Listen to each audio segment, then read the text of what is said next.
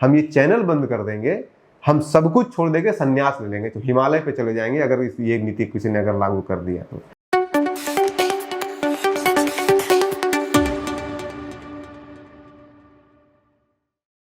आज सुबह सुबह अभी 3 घंटा हुआ है, तेजस्वी यादव जी ने ये जो फोटो आप देख रहे हैं, ये इन्होंने फेसबुक पे, ट्विटर पे, सब जगह पे इन्होंने ट्वीट किया है, शेयर किया है, जिसमें कि जो 20 सालों में नहीं हो पाया है नीतीश कुमार के कार्यकाल के दौरान, वो कह रहे हैं कि हमें 20 महीने का समय दीजिए, हम ये सारे 20 काम करेंगे 20 महीने के अंदर। और इसमें लिस्ट दिया हुआ है 20 कामों का, और उसमें से बहुत सारे काम हैं, उन सभी कामों पे हम नहीं जाएंगे, लेकिन उसमें से जो पहला और दूसरा काम है जो कि ये प्रॉमिस कर रहे हैं, पहला है डोमिसाइल नीति लागू करेंगे और दूसरा है 65% आरक्षण लागू करेंगे। ये दो जो प्रॉमिस कर रहे हैं कि 20 महीनों के अंदर हम करेंगे और पहले दो प्रायोरिटी वाले हैं, क्या ये सही में कर सकते हैं? क्या कोई भी प्रदेश का मुख्यमंत्री, अगर ये मुख्यमंत्री, अभी तो मुख्यमंत्री है नहीं, लेकिन अगर ये 2025 का चुनाव जीत जाते हैं, मुख्यमंत्री बन जाते हैं और फुल मेजोरिटी के साथ बन जाते हैं, इमेजिन कीजिए कि इनको किसी को गठबंधन करने की जरूरत नहीं है, तो ना कांग्रेस ना लेफ्ट, कुछ नहीं, अकेले 100 सीटों पे, 120-150 सीटों पे चुनाव लड़ती है आरजेडी और 150 के में से 125 सीट जीत जाती है, अकेले ही इनका बिना किसी गठबंधन के इनका बन जाता है सरकार। तब भी क्या किसी भी प्रदेश के मुख्यमंत्री को ये संवैधानिक अधिकार है कि वो अपने राज्य में डोमिसाइल नीति लागू कर सके? और डोमिसाइल नीति जब मैं कह रहा हूं तो डोमिसाइल नीति में कह रहा हूं, इसका मतलब ये नहीं है कि डोमिसाइल नीति को आप इनडायरेक्ट ढंग से लैंग्वेज के नाम पे, रीजनलिटी के नाम पे, पहाड़ी होने का नाम पे, इसके नाम पे जवाब कर रहे हैं, क्योंकि वो डोमिसाइल नहीं है। तो पहला वो। दूसरा, क्या 65% जो रिजर्वेशन का नीति ये कह रहे हैं, क्या संविधान में किसी भी मुख्यमंत्री को, किसी भी राज्य सरकार को ये अधिकार दिया हुआ है? और क्या हिंदुस्तान के अंदर कोई सा भी, एक भी ऐसा राज्य है अभी तक जो सक्सेसफुली, अटेम्प्ट तो बहुत सारे लोगों ने, बहुत सारे राज्यों ने किया, राजस्थान ने गुज्जर को देने का प्रयास किया, हरियाणा ने भी प्रयास किया, महाराष्ट्र में मराठा को देने का प्रयास किया गया, कर्नाटक में प्रयास, हर जगह प्रयास किया गया है, लेकिन क्या सक्सेसफुल कोई हुआ है? क्या कोई भी राज्य रिजर्वेशन देने में सक्सेसफुल हो पाया है एक्सेप्ट तमिलनाडु? इसी के ऊपर हम चर्चा करेंगे, लेकिन उससे पहले बाकी जो इनके 18 प्रोमिसेस हैं, उसमें से कोई सा भी ऐसा प्रॉमिस नहीं है जो किसी भी प्रदेश का मुखिया चाह ले तो 20 महीने में ना सही, लेकिन 40 महीने में, 50 महीने में या 100 महीने में एक प्रोसेस तो जरूर स्टार्ट कर सकता है, उस पर अंकुश जरूर लगा सकता है। जैसे रोजगार और नौकरी देने का प्रयास अगर मुखिया करेंगे तो कर सकते हैं, या फिर युवा आयोग बनाना, कोई बड़ी बात नहीं है, पहले ही कलम से कर सकते हैं युवा आयोग बनाने का। मुफ्त में परीक्षा फॉर्म भरवाएंगे, ये भी हो सकता है, कई जगहों पे हो चुका है, मुफ्त में लोगों को आने जाने तक का खर्चा दिया जाता है स्टूडेंट लोगों को। पेपर लीक पर पूर्ण लगाम लगाएंगे, पूर्ण लगाम ना लगा पाए लेकिन कम तो जरूर कर सकते हैं अगर कोई प्रदेश का मुखिया चाह ले तो, अगर पूरे सिस्टम को बदलना चाह ले तो। माई बहन के खाते में 2500 रुपया डालने वाला, वो भी कर सकते हैं। सामाजिक पेंशन 1500 रुपया, वो भी कर सकते हैं। 500 रुपया गैस सिलेंडर, वो भी कर सकते हैं।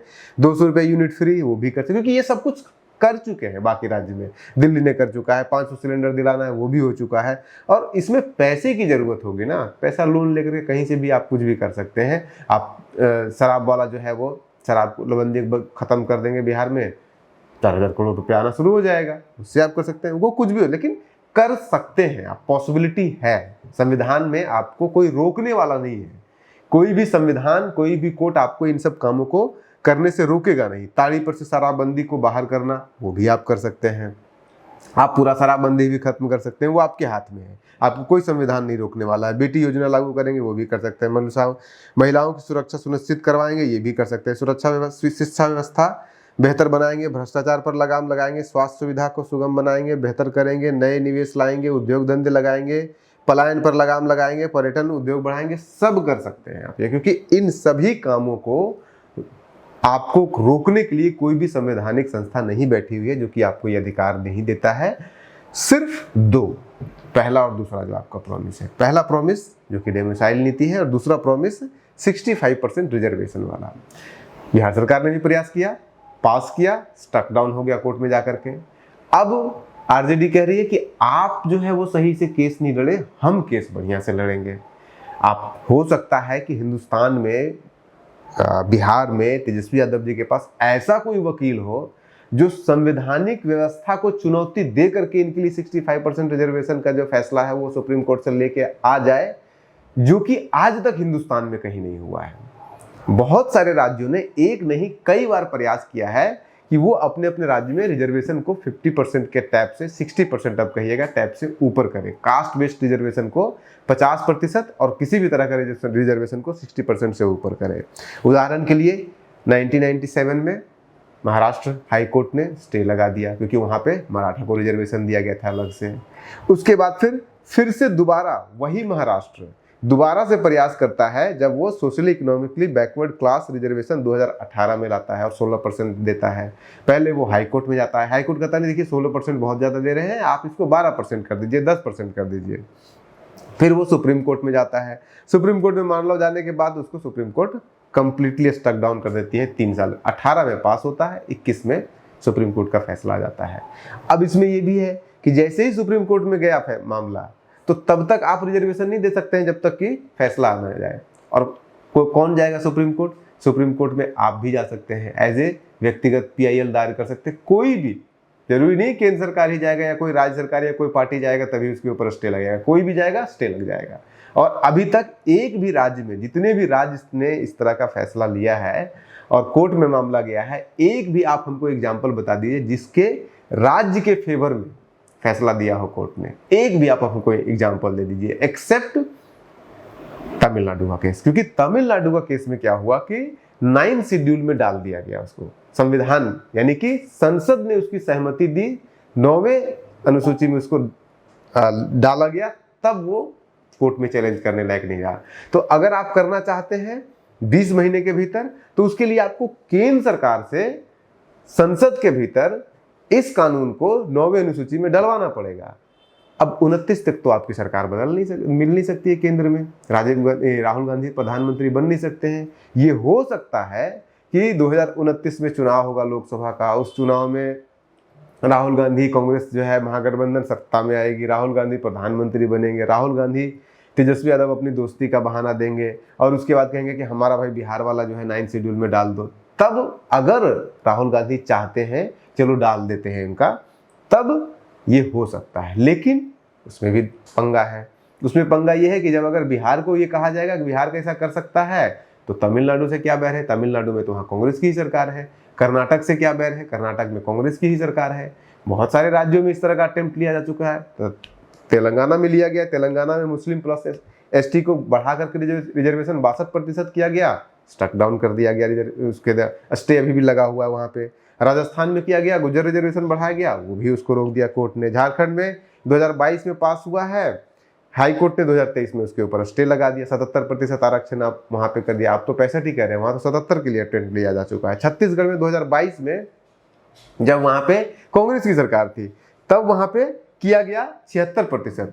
अंडर जुडिशियल रिव्यू आज भी है, आज भी नहीं मिल रहा है। सारे अंडर जुडिशियल रिव्यू है। कोई भी, अब हमको एक राज्य का एग्जाम्पल दे दीजिए ना जहाँ पे कि इन इम्प्लीमेंटेशन हो रहा है। किसी हमको एक व्यक्ति से मिलवा दीजिए जिसको 50% से अधिक कास्ट बेस्ड रिजर्वेशन मिलने के कारण नौकरी मिली हो। हमको एक व्यक्ति दिखा दीजिए किसी भी राज्य में, एक्सेप्ट तमिलनाडु को छोड़ करके, क्योंकि तमिलनाडु का 9 शेड्यूल में डाल दिया गया था।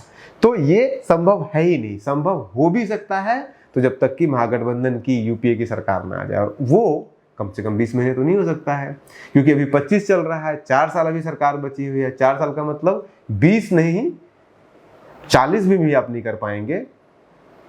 आप हो सकता है 60 महीने में कर लें या 50 महीने के बाद कर सकते हैं। अगर राहुल गांधी प्रधानमंत्री बनते, अगर बन जाते हैं 29 में बनने के बाद पहले ही कलम से जो है वो भी ये पास कर देते हैं कि हाँ जो है इसको 9 शेड्यूल में डाल दिया जाए, तो फिर बाकी राज्य भी डिमांड करेंगे। तो हो सकता है कि राहुल गांधी चूंकि रिजर्वेशन इतना मुद्दा बना रहे हैं, तो अगर वो अपने मुद्दों पे कायम रहते हैं तो हो सकता है कि वो सेंट्रल गवर्नमेंट से ही जो है वो पास करा दिए, कानून बनवा दे। अगर उनके सभी राज्यों में, उसमें भी बीजेपी विरोध करेगी, क्योंकि 2/3 मेजोरिटी इस तरह का कॉन्स्टिट्यूशनल चेंज है जो कॉन्स्टिट्यूशन का बेसिक स्ट्रक्चर है, उस बेसिक स्ट्रक्चर से छेड़छाड़ करने के लिए आपको 2/3 बहुमत सिर्फ पार्लियामेंट में नहीं, बल्कि राज्यों की असेंबली में भी चाहिए होगा। तो 29 में राहुल गांधी प्रधानमंत्री बन जाएंगे, उसके बावजूद इस बात पे भी निर्भर करेगा कि 2/3 राज्यों में महागठबंधन या गैर बीजेपी गैर एनडीए शासन है या नहीं है, क्योंकि वहां के विधानसभा विधान परिषद में भी इस चीज को पास करना है, वहां के सरकार को भी इसको एक्सेप्ट करना पड़ेगा, तब जाकर के होगा ये। तो ये 20 महीने में तो आप मतलब लिख के ले लीजिए हमसे, हम ये चैनल बंद कर देंगे, हम सब कुछ छोड़ देंगे, संन्यास ले लेंगे, तो हिमालय पे चले जाएंगे अगर ये नीति किसी ने अगर लागू कर दिया तो ये एक हो गया। दूसरा हो गया डेमोसाइल। डेमोसाइल क्या है? डेमोसाइल नीति तो कोई भी राज्य कर ही नहीं सकता है। हाँ, डेमोसाइल नीति लागू करने का बैकडोर तरीके हैं जो कि अलग अलग राज्यों ने अपनाया है। कुछ राज्यों ने अपनाया है, कुछ राज्यों ने डायरेक्ट तरीका भी अपनाने का प्रयास किया है, लेकिन उस मामले में भी वही हुआ जो रिजर्वेशन वाला में हुआ है कि कोर्ट में जाता है मामला, कोर्ट या तो स्टे लगा देती है या उसको स्ट्रक डाउन कर देती है। उदाहरण के लिए हरियाणा का देख लीजिए, बेस्ट एग्जांपल है। हरियाणा में एक एक्ट पास किया गया जिसमें कि ये कहा गया कि 75% वहां पे जो नौकरियां होगा उसमें लोकल लोगों को दिया जाएगा आरक्षण। 75%, 100% भी नहीं कह रहा, ये तो कह रहे हैं 100%, 100% डोमिसाइल। वो तो कह रहे हैं 75% ही हम आरक्षण देंगे, और उसको प्राइवेट नौकरी, वहां पे जितनी भी नौकरियां हैं उसको पंजाब सरकार भी करने का प्रयास करती है। दोनों के केस को क्लब किया जाता है, कोर्ट में मामला जाता है और दोनों के मामले को स्ट्रक डाउन कर दिया जाता है। गवर्नर से 2 मार्च को 2020 को ये होता है, अप्रूव होता है। 2 मार्च 2020 को गवर्नर इसको अप्रूवल भी दे देते हैं। उसके बाद कोई पीआईएल कर देता है। पीआईएल जब मामला जाता है तो फिर 15 जनवरी 2022 को हाई कोर्ट का वर्डिक्ट आता है और वो कहता है कि ये आप कर ही नहीं सकते। इंदिरा साहनी वर्सेस जो वो है, आप अनकॉन्स्टिट्यूशनल है, कॉन्स्टिट्यूशन का बेसिक स्ट्रक्चर के साथ आप खिलवाड़ कर रहे हैं। जातिगत आरक्षण 50% से ज्यादा हो ही नहीं सकता है। तो एक आर्गुमेंट ये लोगों का दिया जाता है कि ईडब्ल्यूएस तो मिल गया ना, तो वो तो 50% कैप हो गया है।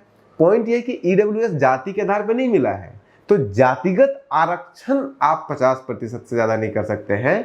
बाकी उसके अलावा आप लैंग्वेज के नाम पे दे दीजिए, आप जो है वो लोकेलिटी के नाम पे दे दीजिए, या आप ट्राइबल बैकवर्डनेस जो है वो है रीजन है उसके नाम पे दे दीजिए, ये सब के नाम पे दे सकते हैं आप, जो कल्चर के नाम पे दे सकते हैं आप। लेकिन ऐसे नहीं दे सकते हैं कि आप जो है वो 50% को 75%, 60% या इस तरह का कुछ भी, या फिर इस तरह का कुछ भी कर सकते हैं कि आप नौकरियों में आरक्षण दे देंगे। कर क्या सकते हैं? कर ये सकते हैं जैसे बंगाल है, बंगाल में दूसरी भाषा, वहां पे सारी भाषाएं, और ये जस्टिफाइड कैसे होता है, कैसे डोमिसाइल नीति का जो बैकडोर एंट्री होता है वो जस्टिफाइड कैसे होता है कि सपोज कीजिए बंगाल है, बंगाल में बंगाल सरकार ने कहा कि जो भी व्यक्ति बंगाली बोलना और लिखना जानता हो उसी को शिक्षक की नौकरी मिलेगी। अगर कोई सुप्रीम कोर्ट इसके खिलाफ जाता है या हाई कोर्ट जाता है तो बंगाल सरकार सीधे कहेगी, देख लीजिए हमारे यहाँ सारे बच्चे को बंगाली में बोलना आता है। तो अगर कोई हम केरल से मलयालम बोलने वाले व्यक्ति को टीचर बना देंगे बंगाल में, तो फिर वो कैसे पढ़ाएगा हमारे बच्चे? हमारे बच्चे को तो केरल वाला आता ही नहीं है। वैसे ही कि केरल का आदमी को आकर के बिहार में अगर नौकरी करे और वो कहे कि हमको हिंदी नहीं आते, हम तो मलयाली में पढ़ाएंगे, तो यहाँ पे भी तो पात्रता है ना। यहाँ पे बिहार में आकर के जिसको हिंदी नहीं आती है वो नौकरी कर सकता है क्या? नहीं कर सकता है। तो इस तरह से केरल के लोगों के लिए 100%, लेकिन केरल के लोगों को आप नहीं रोक सकते हैं, मलयाली जानने वाले लोगों को भी आप नहीं रोक सकते हैं। अगर उसको हिंदी आ रहा है तो आप उसको नहीं रोक सकते हैं। कोई बंगाल का हो, कहीं का भी, जितने भी जगहों पे ये डोमिसाइल नीति लागू है, जिसको लोग कहते हैं डोमिसाइल नीति, जिसको मैं लैंग्वेज नीति या फिर लोकल कल्चर नीति से कहते हैं, जहाँ पे लागू है वो इसी आधार पर लागू है। आप बंगाल चले जाइए, आप जैसे दिल्ली है, दिल्ली में एक तो ये लैंग्वेज के आधार पर होता है, दूसरा एक ये भी है। दिल्ली का उदाहरण देख लीजिए, दिल्ली में अगर आप दिल्ली यूनिवर्सिटी चूंकि सेंट्रल यूनिवर्सिटी है, लेकिन वहाँ पे अंबेडकर यूनिवर्सिटी है। अंबेडकर यूनिवर्सिटी में अगर आपको एडमिशन चाहिए तो वहाँ पे ये है कि 75% जो सीट है अंबेडकर यूनिवर्सिटी का, वो आरक्षित उन लोगों के लिए होता है जिन्होंने आखिरी पढ़ाई दिल्ली से किया है। आप बिहार के हो, बंगाल के हो, केरल के हो, कहीं के भी हो, लेकिन अगर आपने पढ़ाई आखिरी, अगर आपको बीए में एडमिशन चाहिए तो 12वीं आपका अगर दिल्ली से है तब आपको 75% आरक्षण मिल जाएगा। अगर आप एमए में एडमिशन ले रहे हैं और अगर आपका बीए आपका दिल्ली से है तो भी आपको रिजर्वेशन मिल जाएगा। इमेजिन कीजिए कि आप या हम बिहारी हैं, हमने 12th यहीं से किया, पटना से किया। हम गए दिल्ली यूनिवर्सिटी नहीं, अंबेडकर यूनिवर्सिटी में लेने के लिए गए रिजर्वेशन, तो हमें रिजर्वेशन नहीं मिलेगा क्योंकि हमने 12वीं जो किया है वो पटना से किया है। उसके बाद हम चले गए दिल्ली पढ़ाई करने के लिए, अंबेडकर यूनिवर्सिटी में हमने एडमिशन लिया। अंबेडकर यूनिवर्सिटी में बीए का एडमिशन लेकर के या बीएससी बीकॉम करके हमने बीए कंप्लीट कर लिया। उसके बाद फिर हमने एमए के लिए अप्लाई किया या एमकॉम के लिए या एमएससी के लिए अप्लाई किया दिल्ली सरकार के किसी भी इंस्टीट्यूशन में, तब हमको रिजर्वेशन मिल जाएगा क्योंकि हमने बीए वहां से कर लिया, आखिरी क्वालिफिकेशन वहां से कर लिया। तो बहुत ये इस चीज को बहुत समझें। कर्नाटक है, बहुत सारे राज्य हैं। अभी कर्नाटक में जुलाई में ही 2024 में ये पास किया गया, हाई कोर्ट ने उसके ऊपर ये कर्नाटक में तो ये हुआ कि वहां के जो लोकल बिजनेसमैन हैं उन्होंने अपोज किया। बिहार जो कर्नाटक का सदन है यानी कि कर्नाटक विधानसभा है, वहां से पास कर दिया गया। उसके बाद फिर गवर्नर को भेजा जाना था, बिजनेस कम्युनिटी ने अपोज कर दिया, सरकार ने उसको गवर्नर के पास भेजा ही नहीं। आंध्र प्रदेश का अभी भी देखिए हाई कोर्ट ने जाकर के उसमें स्टक डाउन कर दिया। इसी तरह से आप झारखंड का देख लीजिए, झारखंड 2 बार अटेम्प्ट ले चुका है। एक 2003 में लिया, कोर्ट में जाकर मामला गया, आप कर ही नहीं सकते हैं। फिर खातियान के नाम पे कि 1932 के खातियान के नाम पे उन्होंने लागू करने का प्रयास किया कि जिसका 32 के खातियान में कोई जमीन है उसको भी स्टक डाउन। अब इसमें तो हेमंत सोरेन खुद बोल चुके थे, स्टेटमेंट दे चुके थे कि हम पास तो कर रहे हैं, असेंबली पास कर रही है, उनका विधानसभा में उनका भाषण है कि असेंबली पास कर रही है, हम भी इसके सहमत में है, लेकिन क्या हम इसको इम्प्लीमेंट करा पाएंगे? और ये कहते हुए पास हुआ है और वो पास नहीं, वो इम्प्लीमेंट नहीं हो पाया, पड़ा हुआ है अभी भी वो बिल। आप हमको एक राज्य का उदाहरण दे दीजिए, लेकिन बैकडोर से कर सकती है वो मैथिली, ये सब बिहार। पॉइंट ये है कि बिहार में किस नाम से, बिहार में 2 नाम से आप डोमिसाइल लागू कर सकते हैं। एक कि ये लगा दें कि आपका आखिरी क्वालिफिकेशन बिहार से ही होना चाहिए, तो वो एक लगा सकते हैं। दूसरा आप लगा सकते हैं कि बिहार की किसी लैंग्वेज, लेकिन बिहार का तो हिंदी लैंग्वेज है, हिंदी लैंग्वेज वाले तो भरे हुए हैं अलग अलग राज्यों में। भोजपुरी आप लगाइएगा तो भोजपुरी जो है वो मगधी और मैथिली वाले लड़ने लगेगा, भोजपुरी कैसे लगा दिया। मगधी आप लगाइएगा तो बाकी लड़ने लगेंगे, तो वो भी संभव है, लग नहीं रहा है। तो एक ही है कि आप वो वाला पॉलिसी ला सकते हैं कि लोकल जो डिस्ट्रिक्ट लेवल पे अगर मान लीजिए कोई टीचर का अपॉइंटमेंट हो रहा है तो कुछ कुछ नौकरियों में इस तरह की चीजें कर सकते हैं। आप बने रहिए न्यूज़ हंटर के साथ। नमस्कार।